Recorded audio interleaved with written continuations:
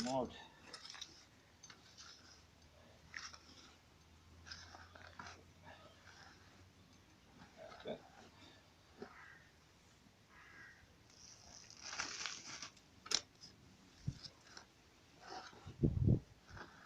Je to sasvim lagano.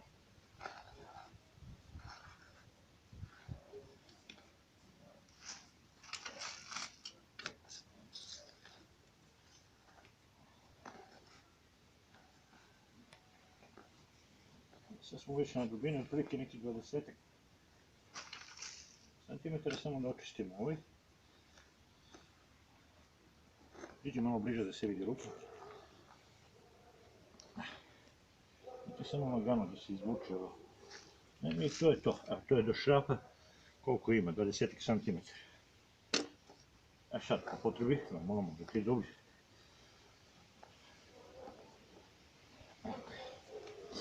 Sasvim fino izgleda. Čemu je fora? Znači ovo je dekaprilnim, ali na oštrice. Oštrica je sama izrađena od manganskog lima, okrljenog, naoštrenog i veoma tvrdog.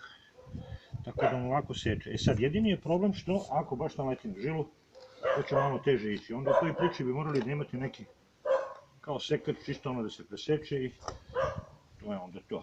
Nastavite dalje sa kopanjem, naročito koji je u blizini kod drva. Evo kako to izgleda. Pogledaj. Dole.